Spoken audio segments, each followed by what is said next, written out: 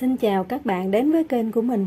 Hôm nay mình sẽ hướng dẫn các bạn móc một chiếc mũ che tay mùa đông cho bé với họa tiết là hạt bắp như thế này. Ở đây với cái mũ mẫu này mình sẽ phối nhiều màu để cho nó sinh động. Còn các bạn muốn phối một màu, hai màu, ba màu hay là 5-7 màu thì tùy vào các bạn nha. Len ở đây mình sử dụng là len miêu bò. Các bạn cần có cho mình là 2 cuộn len miêu bò màu chính. Và trong mẫu hướng dẫn này mình sẽ hướng dẫn cho các bạn phối theo tông tím. Mình sẽ cần có 3 màu tím khác nhau theo tông đậm nhạt như thế này. Kim móc các bạn sẽ cần có 2 size kim. Khi bắt đầu bước vào trong những hàng khởi tạo, các bạn sẽ sử dụng cho mình kim 4 chấm. Và khi bước vào họa tiết, các bạn sẽ sử dụng cho mình kim 4.5. Các bạn cần có kim khâu len, kim đánh dấu và kéo bấm chỉ. Trong bài hướng dẫn này mình sẽ hướng dẫn các bạn móc cho bé có size vòng đầu từ 46 cho đến 50 cm vòng đầu. Mình sẽ lấy số trung bình là khoảng 47 hoặc 48 cm vòng đầu.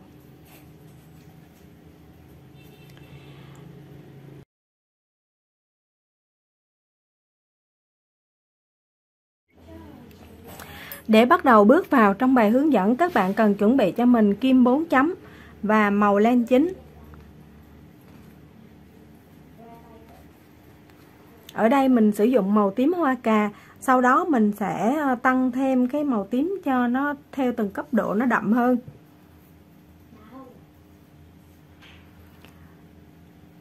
Các bạn sẽ tạo cho mình một vòng tròn ma thuật.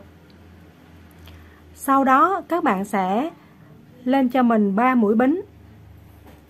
1 2 3 mũi bính. Sau khi các bạn lên được 3 mũi bính, các bạn sẽ móc vào trong vòng tròn ma thuật này cho mình 12 mũi kép. 1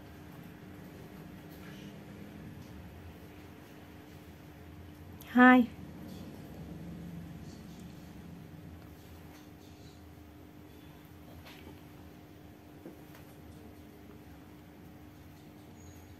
3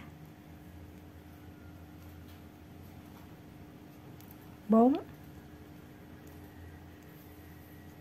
5 6 7 8 9 10 11 và 12. Sau khi các bạn móc đủ 12 mũi kép vào trong vòng tròn ma thuật này, các bạn sẽ cầm cái sợi dây thừa này, các bạn kéo siết chặt sợi lại. Chúng ta khóa cái vòng tròn ma thuật lại. Và sau khi các bạn khóa xong cái vòng tròn ma thuật, các bạn sẽ đâm kim lên trên đầu của chân bính thứ 3 chúng ta đã khởi tạo từ đầu. Kẹp theo cái sợi thừa này luôn nha các bạn. Dùng một mũi trượt để chúng ta khóa cái vòng tròn này lại. Như vậy sau khi kết thúc hàng đầu tiên, chúng ta có 12 mũi kép vào trong vòng tròn ma thuật. Để bước vào hàng thứ hai, các bạn cũng sẽ lên cho mình 3 mũi bính. Sau khi các bạn lên 3 mũi bính thì ở mỗi chân kép ở bên dưới, các bạn sẽ móc cho mình 2 mũi kép chung vào một chân. Mũi kép thứ nhất, mũi kép thứ hai cùng móc vào chung một chân đầu tiên. Đây là chân kép đầu tiên. Và mũi kép đầu tiên, 2 mũi kép chung chân. Tiếp theo ở chân kép thứ hai, các bạn cũng sẽ móc cho mình là 2 mũi kép chung vào một chân. Và những chân còn lại các bạn cũng sẽ móc mỗi chân là 2 mũi kép. Thì sau khi kết thúc hàng thứ hai này, các bạn sẽ có tổng cộng là 24 mũi kép vào trong cái hàng thứ hai này.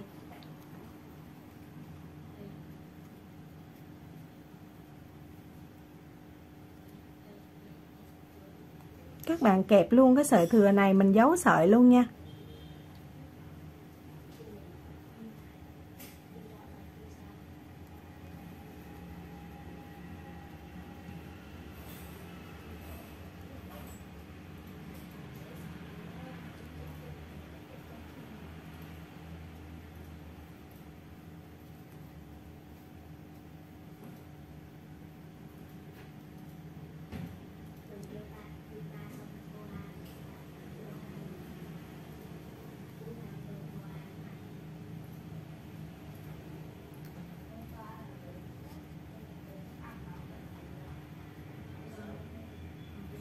Sau khi giấu đủ cái độ dài cần thiết rồi thì các bạn sẽ cắt bỏ cái sợi dây thừa đi.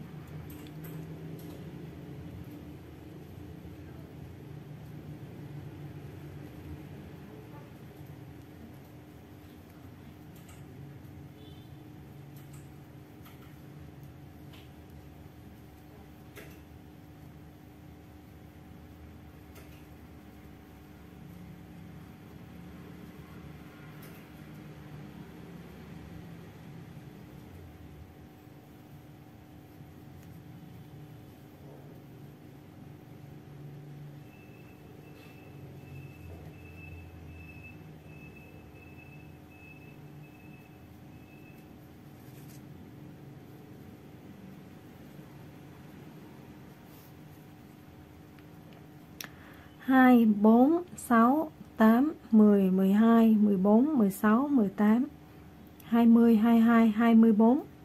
Chúng ta đã đủ mũi và các bạn cũng sẽ dùng một mũi trượt đâm kim vào cái chân bính thứ ba này, móc một mũi trượt để khóa cái hàng thứ hai lại. Tiếp tục chúng ta sẽ lên 3 bính để bước vào hàng thứ ba. Hàng thứ ba này, chân đầu tiên các bạn sẽ móc cho mình là một mũi kép. Chân thứ hai các bạn sẽ móc cho mình 2 kép chung chân.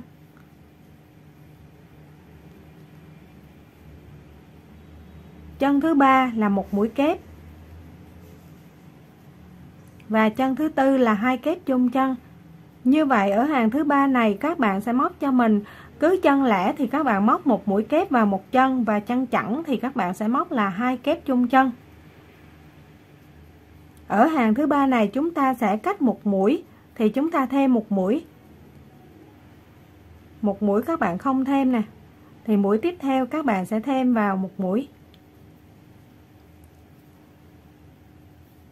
Một kép chung chân, một kép chung chân, cứ như vậy các bạn móc hết hàng thứ ba này. Sau khi các bạn móc xong hàng thứ ba, các bạn sẽ có tổng cộng là 36 mũi móc.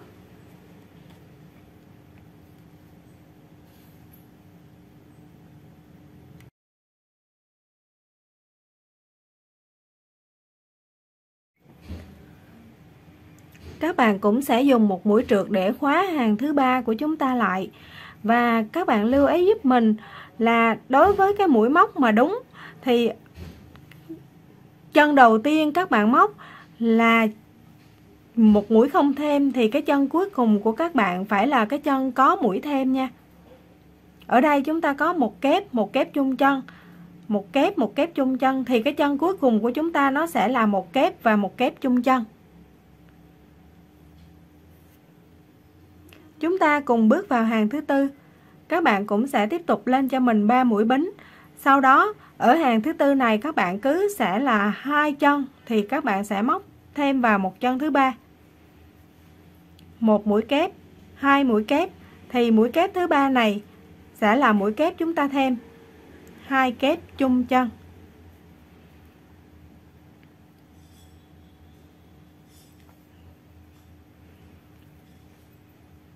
Một chân không thêm, 2 chân không thêm, chân thứ ba sẽ là chân thêm mũi.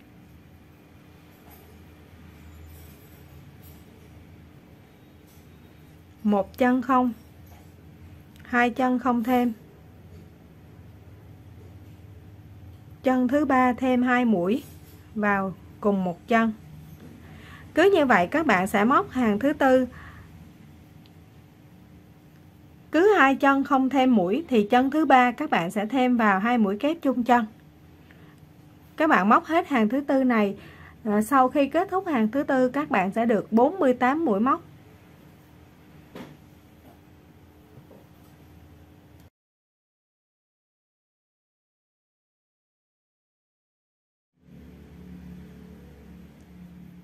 Kết thúc hàng thứ tư, các bạn cũng sẽ lên cho mình 3 bính để bước vào hàng thứ năm. Hàng thứ năm này thì các bạn xem, ở bên dưới này chúng ta có một chân không thêm, một chân thêm. Lên hàng tiếp theo nữa chúng ta có 2 chân không thêm, một chân thêm.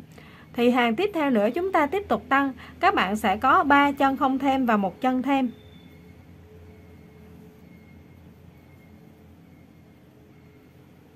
Chân đầu tiên một mũi kép, chân thứ hai một mũi kép, chân thứ ba một mũi kép, và chân thứ tư sẽ là 2 mũi kép chung chân. 1 2.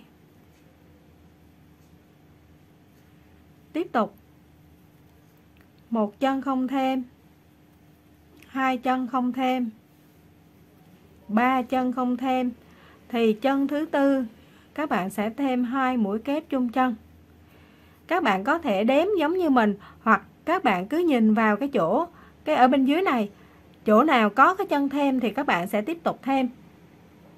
Đây các bạn nhìn nha, nếu như đếm như mình, 1 chân, 2 chân, 3 chân, thì chân thứ tư này sẽ là chân thêm, thì nó trùng với cái chân chúng ta đã thêm ở hàng dưới, và hàng dưới nữa cũng vậy.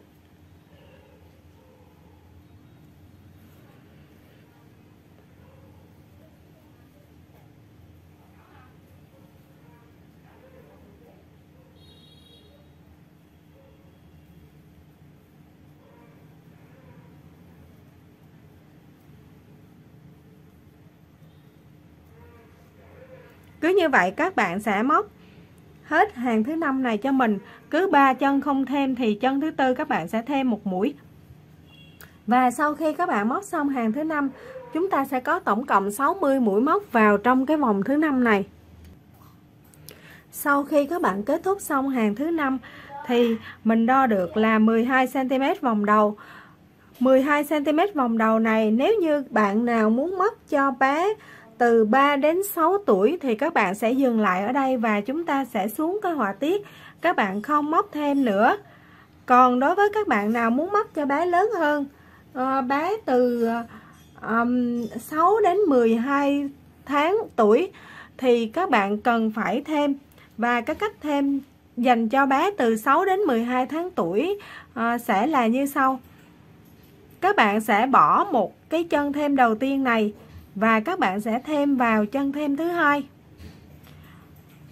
Có nghĩa là các bạn sẽ móc 1, 2, 3, 4, 5, 6, 7, 8, 9 mũi kép vào 9 chân đầu tiên. Và cái chân kép thứ 10 này các bạn sẽ móc 2 mũi kép chung vào một chân. Đó là dành cho các bé từ 6 đến 12 tháng tuổi. Còn ở đây mình móc cho bé lớn hơn, cho bé từ 2 đến khoảng 4-5 tuổi thì mình sẽ thêm đều thêm một hàng nữa. Sau đó mình sẽ dừng lại. Như vậy, vì mình đang móc cho trẻ có size vòng đầu khoảng từ 47 đến 48 cm nên mình sẽ lên tiếp tục là 3 mũi bính. Sau đó mình sẽ móc 1 mũi kép, 2 mũi kép, 3 mũi kép, 4 mũi kép không thêm. 4 chân đầu tiên mình sẽ móc bình thường không thêm mũi, và chân kép thứ 5 mình sẽ móc 2 chân kép vào cùng một chân. Mình sẽ thêm mũi ở chân thứ 5. Cứ như vậy, 1 mũi không thêm, 2 mũi không thêm, 3 mũi không thêm, 4 mũi không thêm, và chân thứ 5 này sẽ thêm. Chân thứ 5 này mình sẽ móc 2 mũi kép vào chung một chân. Thì tùy theo cái size vòng đầu của bé mà các bạn sẽ lựa chọn cái cách thêm mũi giống như mình đã nói. Ở đây mình sẽ móc cứ 4 mũi kép sẽ có một mũi kép chung chân. Và sau khi kết thúc hàng thứ 6 mình sẽ có tổng cộng 72 mũi móc ở vòng thứ 6 này. Sau khi các bạn móc xong hàng thứ 6 với 4 chân đầu tiên các bạn không thêm, chân thứ 5 các bạn thêm 2 mũi vào một chân, thì kết thúc hàng thứ 6 chúng ta có được cái bán kính vòng đầu là 15 cm. Và với 15 cm này các bạn đem nhân cho 3,14, các bạn sẽ có được cái vòng đầu của bé là 47, là ở giữa 47 và 48 cm. Thì đối với len, khi các bạn móc dựa theo size vòng đầu của bé thì các bạn sẽ tính ra được từ cái size mà từ cái size vòng đầu của bé các bạn sẽ giảm đi 1 cm vì len nó có cái độ co giãn. Còn đối với sợi thì các bạn từ cái vòng đầu của bé các bạn sẽ cộng thêm 1 đến 2 cm vì sợi nó không có cái độ co giãn. Thì ở đây sau khi các bạn móc được cái bán kính vòng đầu là 15 cm thì các bạn đem nhân cho 3,14, các bạn sẽ có được cái vòng đầu của bé là 47 cm. Thì đây là kích thước trung bình của bé từ 2 tuổi cho đến 5 tuổi. Bé từ 2 tuổi đến 5 tuổi có kích thước vòng đầu từ 46 cho đến 50 cm tùy theo bé. Thì mình lấy cái số trung bình nó sẽ là 48 cm. Đến đây mình đã đủ cái kích thước vòng đầu. Mình sẽ bắt đầu bước vào trong cái họa tiết. Và cái họa tiết của chúng ta là cái họa tiết hạt bắp như thế này.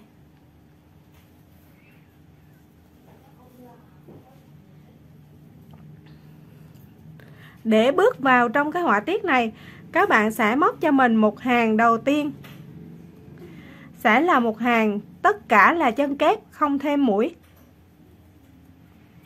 Hàng thứ 7 này các bạn sẽ móc cho mình tất cả là những mũi kép mỗi chân. Mỗi chân móc là một mũi kép, các bạn không tăng mũi. Và mình cũng nói sơ qua một tí về cái cách các bạn tăng size.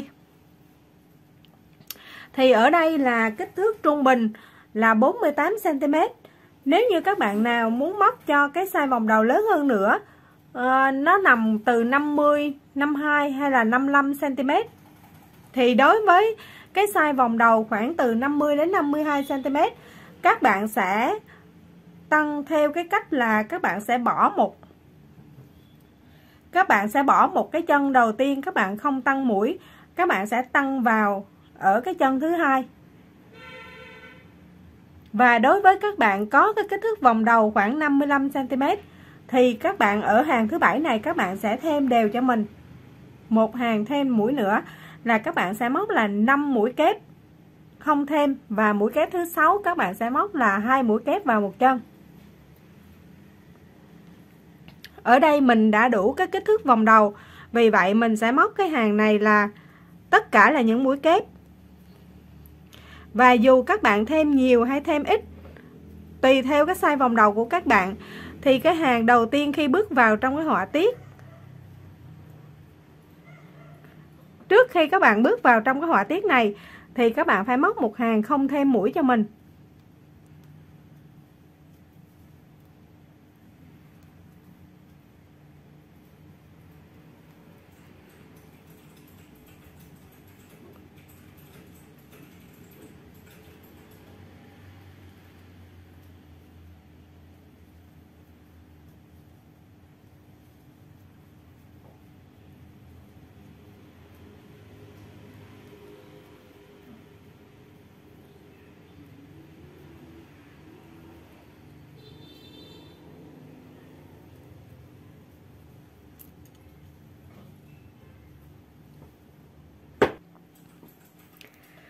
Sau khi các bạn móc xong cái một hàng là tất cả những mũi kép không tăng mũi, thì chúng ta sẽ móc cái hàng họa tiết đầu tiên. Hàng họa tiết đầu tiên các bạn sẽ lên cho mình một mũi bính, sau đó các bạn đâm kim vào ngay chỗ chân bính đó, móc cho mình một mũi đơn đầu tiên. Tiếp theo các bạn sẽ móc cho mình 3 mũi đơn liên tiếp nữa. 1 2 không, trước tiên các bạn phải thay kim cho mình đã. Sau khi các bạn tăng một bính ở đây các bạn sẽ thay kim 4.5 cho mình, và các bạn sẽ đâm kim vào ngay chỗ chân bính này. Các bạn móc cho mình một mũi đơn đầu tiên, 3 chân liên tiếp, mỗi chân là một mũi đơn. Chúng ta có 4 mũi đơn liên tiếp. Sau khi các bạn có được 4 mũi đơn liên tiếp thì các bạn sẽ móc cho mình 5 mũi đơn liên tiếp đi. Ở chân thứ 6 này các bạn sẽ móc cho mình là, các bạn sẽ lấy mũi một nửa ở mặt trước thôi nha. Ở đây sau khi các bạn móc xong cho mình 2, 4, 5 mũi đơn liên tiếp bằng kim 4.5 thì ở cái chân thứ 6 này, đây là mũi móc của chúng ta. Các bạn sẽ chỉ lấy một nửa mặt trước, còn nửa mặt sau này các bạn không lấy nè.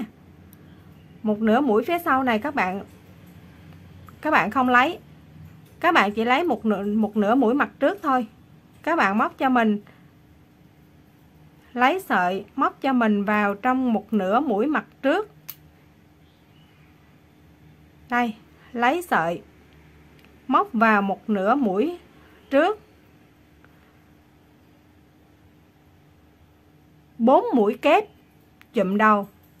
Mũi kép đầu tiên các bạn chừa lại 2 vòng sợi trên kim. Mũi kép thứ hai chúng ta có 3 vòng sợi trên kim. Mũi kép thứ ba có 4 vòng sợi trên kim, và mũi kép thứ 5 chúng ta sẽ có được 5 vòng sợi trên kim. Sau khi các bạn có đủ 5 vòng sợi trên kim, các bạn sẽ kéo sợi qua hết. Chúng ta có một vòng sợi trên kim. Các bạn móc thêm một mũi nữa để khóa luôn cái vòng sợi này lại. Sau khi khóa xong cái vòng sợi này, các bạn sẽ đâm kim xuống chân kế tiếp. Các bạn móc cho mình một mũi đơn. Chúng ta có được cái mũi hạt bắp đầu tiên. 4 chân tiếp theo cũng là 4 chân đơn.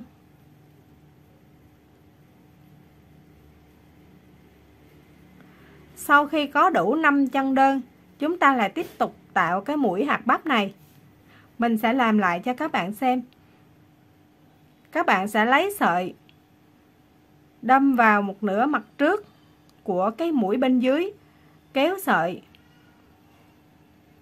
qua 2 vòng chỉ, chừa lại một vòng chỉ trên kim, cộng với một cái vòng chỉ đang ở sẵn trên kim để chúng ta có 2 vòng chỉ trên kim. Tiếp tục lấy sợi móc một mũi kép nữa, kéo qua một lần sợi, chúng ta có 3 vòng chỉ trên kim. Lấy một mũi kép tiếp theo, qua một lần sợi, có 4 vòng chỉ trên kim.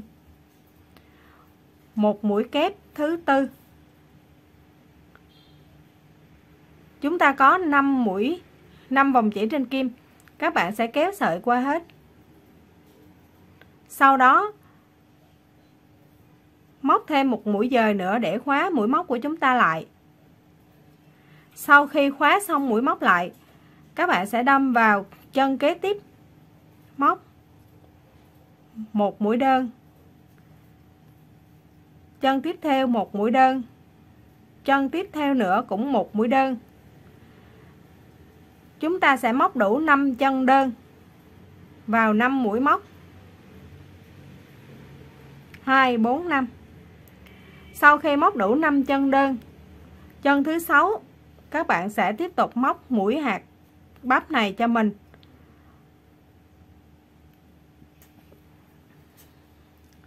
Lấy sợi móc vào một nửa mũi bên trên, một nửa mũi mặt trước, kéo sợi qua một lần. Lấy sợi móc vào một nửa mũi mặt trước, kéo sợi, giữ lại chỉ trên kim. Tiếp tục chân kép thứ ba có 4 vòng chỉ trên kim. Chân kép thứ 5, chân kép thứ tư có 5 vòng chỉ trên kim. Đây giống như là chúng ta đang móc mũi móc vừa chụm đầu vừa chụm chân. Sau khi có đủ 5 vòng chỉ trên kim, các bạn sẽ kéo sợi qua hết, chỉ để lại một vòng chỉ trên kim. Sau đó móc thêm một mũi dời nữa để khóa mũi móc lại. Sau khi khóa xong mũi móc, các bạn sẽ đâm kim xuống bên dưới, móc cho mình một mũi đơn đầu tiên. 4 chân tiếp theo mỗi chân là một mũi đơn, chúng ta có tổng cộng 5 mũi đơn.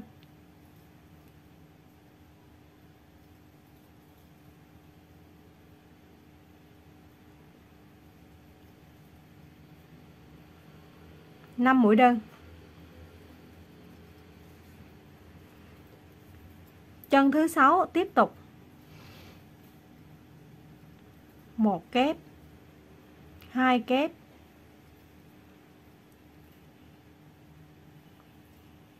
3 kép,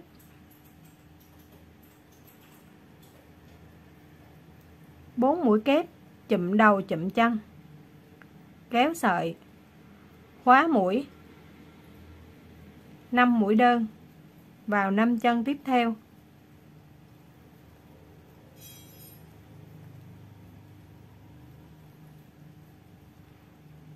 Sau khi móc xong 5 mũi đơn, sẽ tiếp tục là 4 mũi kép chụm đầu chụm chân.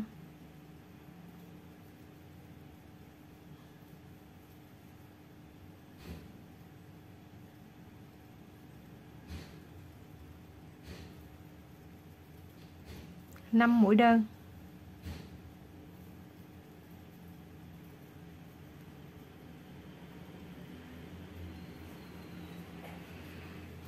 Thì nếu như các bạn móc đúng thì cái mặt trái của chúng ta nó sẽ như thế này.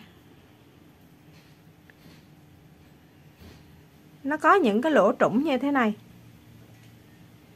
Thì nhờ cái lỗ trũng này nó mới có được cái độ phồng của cái hạt bắp ở bên này. Và khi chúng ta lấy một nửa mũi thì chúng ta sẽ tạo thêm cái độ phồng cho cái hạt bắp của chúng ta nó được to hơn.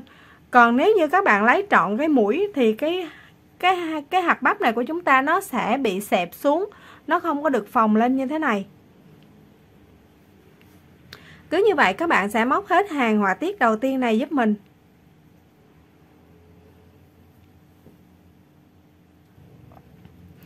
Đây là hạt bắp cuối cùng của cái hàng họa tiết đầu tiên của chúng ta.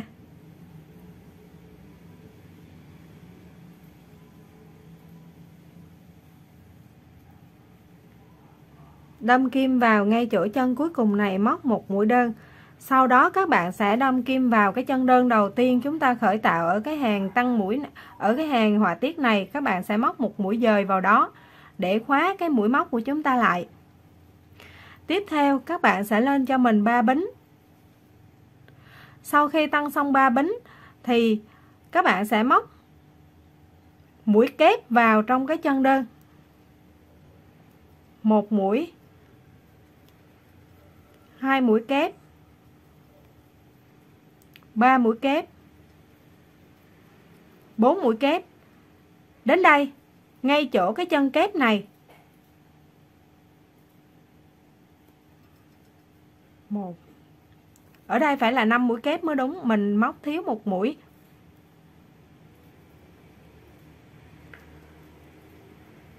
Một mũi kép, 2 mũi kép,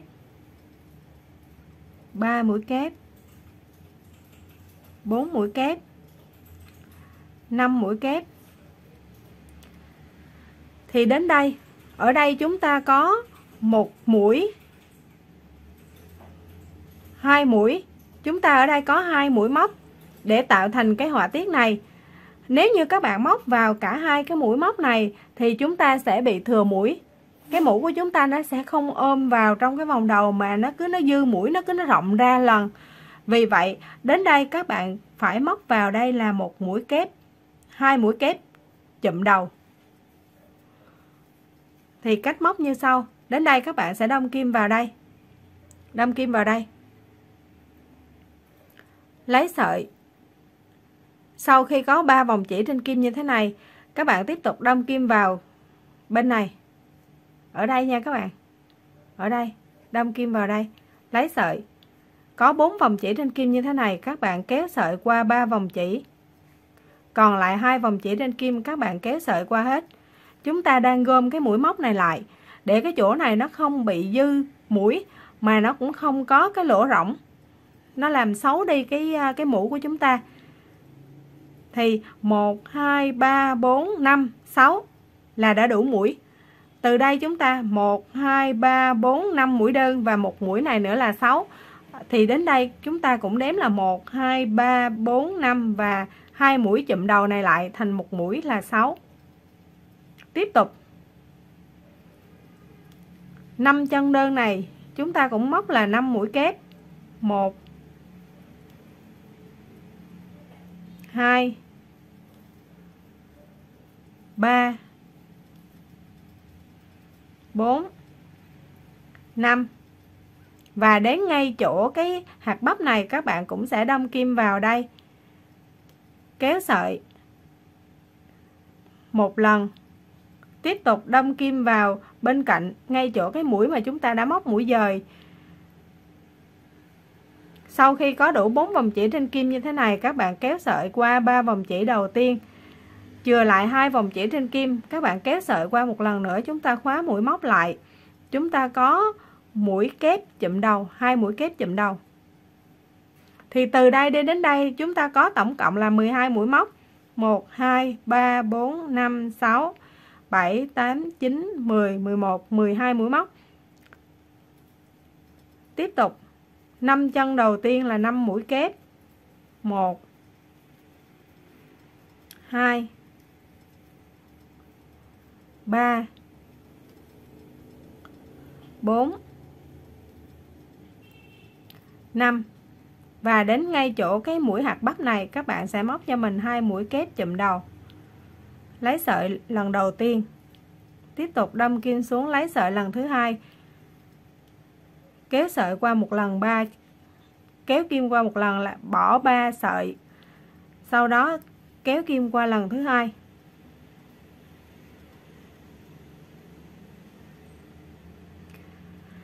Cứ như vậy các bạn sẽ móc hết hàng này giúp mình. Sau đó chúng ta sẽ bắt đầu cải màu.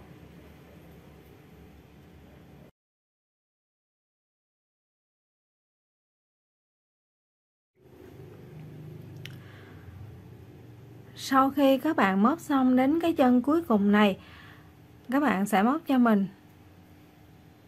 Các bạn sẽ đâm kim vào ngay chỗ cái chân bính thứ 3 này. Nhưng mà các bạn không kéo cái sợi này. Các bạn sẽ bắt đầu thay màu sợi. Các bạn sẽ thay màu sợi tím đậm hơn một tí,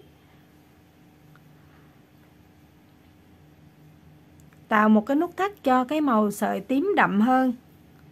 Sau đó các bạn vòng nó vào trong cái chân bính thứ 3 này, kéo qua để khóa mũi móc.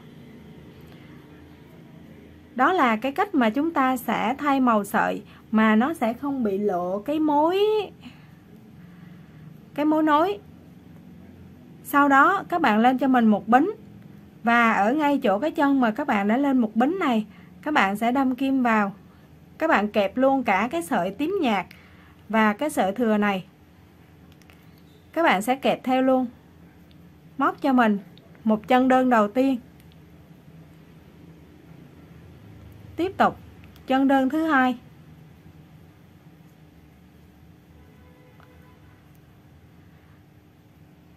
chân đơn thứ ba. Thì mình muốn cho cái họa tiết của mình nó nằm so la với nhau. Đây các bạn xem, hàng trên này hàng dưới nó lệch nhau, giống như là cái hình tam giác 1 2 3 cạnh. Vì vậy ngay chỗ cái điểm này, sau khi các bạn móc xong 3 chân đơn đầu tiên, các bạn sẽ tiến hành móc cái họa tiết hạt bắp ở đây. Các bạn sẽ đâm kim vào một nửa mặt trước của cái mũi móc bên dưới này, kéo sợi một mũi kép đầu tiên, mũi kép thứ hai, mũi kép thứ ba, mũi kép thứ tư. Thì trong quá trình móc này các bạn luôn luôn kẹp cái sợi chính của chúng ta đi theo luôn cả cái hàng móc của mình nha. Các bạn không bỏ cái sợi chính này nó rớt xuống nha. Đây nè các bạn nhìn nè, mình kẹp luôn cả cái sợi này đi theo nè. Sau khi có đủ 5 vòng chỉ trên kim, các bạn kéo sợi qua lần đầu tiên, chừa lại một vòng chỉ trên kim. Tiếp tục kéo sợi một lần nữa để khóa mũi móc. Sau đó đâm kim xuống bên dưới, xuống dưới đây, xuống dưới chân kép bên dưới này, chân kế bên. Móc cho mình một mũi đơn đầu tiên. 4 chân tiếp theo mỗi chân là một mũi đơn.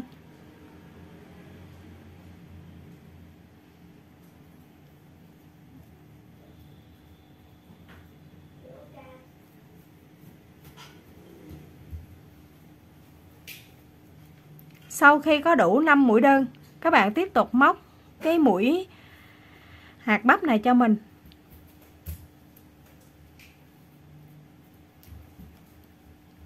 Lấy sợi móc mũi kép đầu tiên,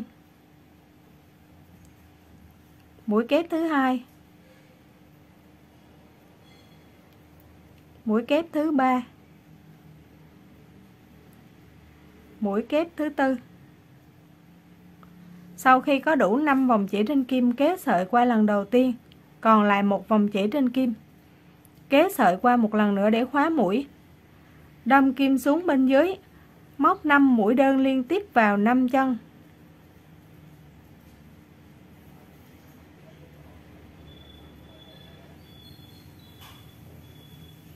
Năm.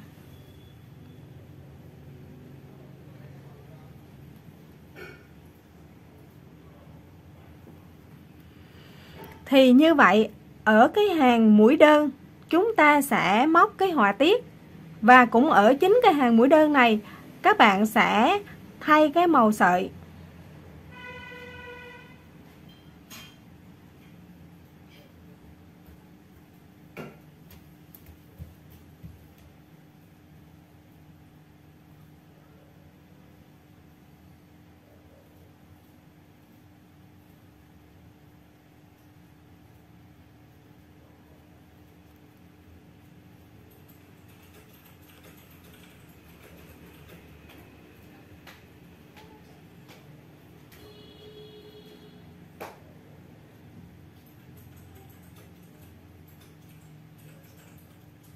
Các bạn nhớ là luôn luôn kẹp cái màu sợi chính của chúng ta đi theo nha. Cứ như vậy các bạn sẽ móc hết cái hàng họa tiết thứ hai này giúp mình.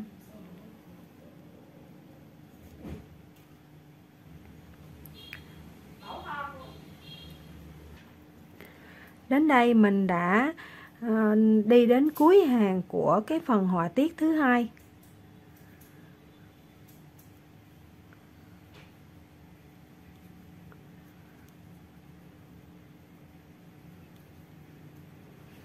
Thì đi đến đây, khi chúng ta khóa mũi móc, các bạn sẽ đâm kim vào ngay chỗ cái chân đơn đầu tiên này. Các bạn sẽ đâm kim vào ngay chỗ cái chân đơn đầu tiên này, và các bạn sẽ không lấy cái màu sợi chúng ta đang móc để khóa mũi. Các bạn sẽ lấy cái màu sợi chính này. Các bạn thả cái màu đang móc này xuống, kẹp vào trong cái hàng móc của chúng ta và lấy cái màu sợi chính, kéo sợi để khóa mũi. Chúng ta đổi cái màu sợi. Thì ở cái hàng mũi kép các bạn sẽ móc cái màu sợi chính, và ở hàng đơn các bạn sẽ đổi màu sợi. Các bạn sẽ lên 3 bính để móc hàng kép. Từ đây đi đến ngay chỗ cái hạt bắp đầu tiên này chúng ta có 3 chân đơn, các bạn sẽ móc cho mình là 3 mũi kép. 1 2 3. Các bạn sẽ kẹp theo cái màu sợi mà chúng ta vừa móc xong này, đi một đoạn để chúng ta giấu sợi luôn nha. Móc vào bên dưới của cái mũi hạt bắp này một chân kép đầu tiên, tiếp tục lấy sợi, móc chân kép thứ hai, kéo sợi qua lần đầu tiên, bỏ 3 giây, Sau đó kéo sợi qua hết để khóa mũi móc. Từ đây đi đến đây chúng ta có 5 mũi kép. 1 2 3 4 5. Tiếp tục là 2 mũi kép chụm đầu, đâm kim vào đây, kéo sợi một lần, tiếp tục đâm kim xuống bên dưới, kéo sợi một lần nữa.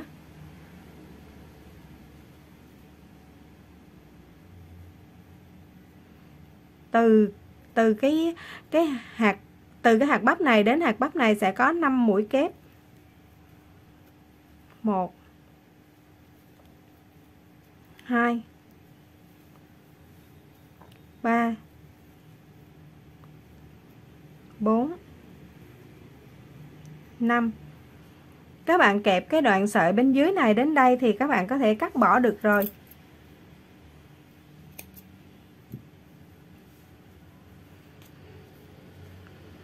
Tiếp tục là 2 mũi kép chụm đầu, lấy sợi lần đầu, tiếp tục đâm kim xuống, lấy sợi một lần nữa, có 4 vòng chỉ trên kim, kéo sợi qua 3 vòng chỉ, sau đó kéo sợi qua hết.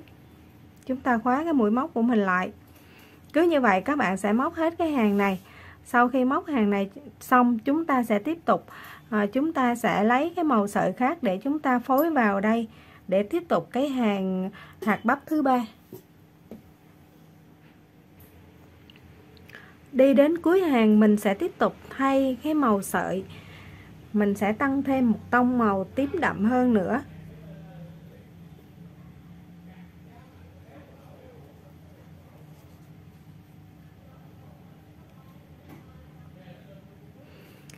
Các bạn sẽ tạo cho mình một cái nút thắt.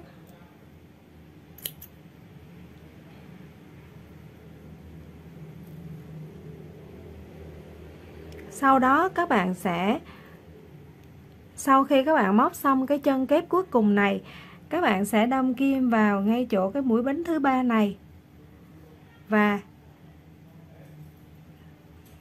cho cái nút thắt này vào trong kim.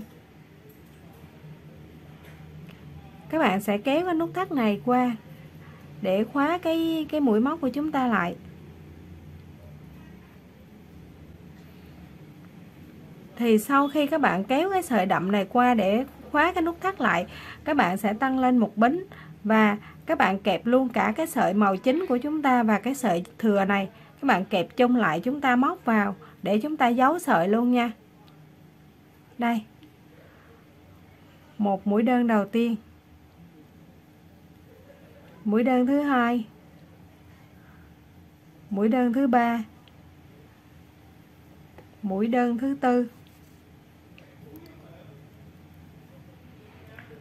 mũi đơn thứ 5. Ở chỗ này mình cách 6 mũi để cho cái hàng móc của chúng ta nó nằm, nó rời nhau để cho cái mũi móc của chúng ta nhìn thấy cho nó dễ dàng hơn nha. Vì nếu như chỗ này mà mình móc 5 mũi á, thì cái mũi móc của chúng ta nó bị chạy, cái mũi móc nó không có được đẹp lắm. Không, chỗ này mình tháo ra đi. Ở đây mình tháo ra nha. Mình sẽ móc cái mũi móc ở cái chân thứ 2. Sau khi các bạn lên một mũi đơn đầu tiên ở đây thì cái mũi đơn thứ 2 này mình sẽ móc luôn là cái mũi hạt bắp luôn. Ở đây mình sẽ móc luôn là cái mũi hạt bắp. Một mũi kép đầu tiên, kẹp sợi đi theo. Mũi kép thứ 2, kẹp sợi đi theo nha các bạn. Mũi thứ 3, mũi thứ 4. Cái sợi này nó cũng là sợi miêu bò, nhưng mà mình cái đợt hàng trước và cái đợt hàng sau của mình sợi nó có khác nhau một tí. Cái sợi này nó dày và nó không có xốp bằng cái sợi này, cho nên nhìn cái mũi móc của chúng ta nó hơi thô hơn một tí. Kéo sợi qua hết, khóa mũi và 5 mũi đơn vào 5 chân kết tiếp theo. 1 2 3 4 5. Sau đó là tiếp tục là mũi ạc bắp 2 3 kép, 4 kép, kéo sợi qua hết, khóa mũi 1 2 3 4 5.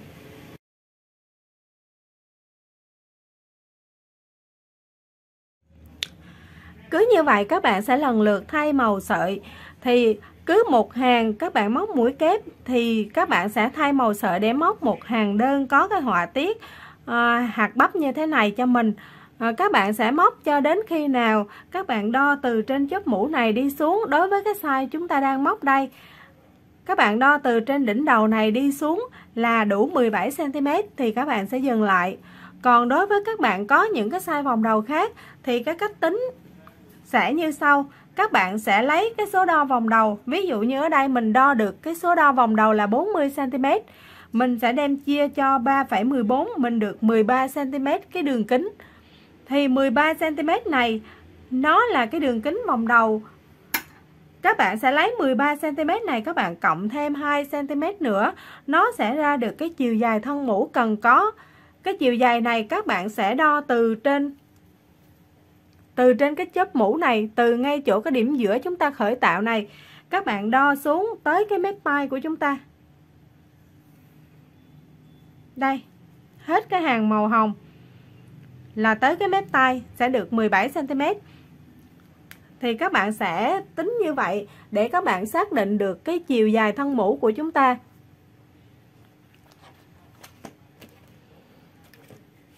Rồi, cứ như vậy các bạn lần lượt đổi màu sợi và móc đủ cái chiều dài thân mũ cần thiết nha. Và các bạn sẽ dừng lại ở hàng cuối cùng là cái hàng mũi kép nha các bạn. Ví dụ như các bạn đã móc đến màu sợi này thì các bạn sẽ móc thêm một hàng kép nữa là các bạn dừng lại.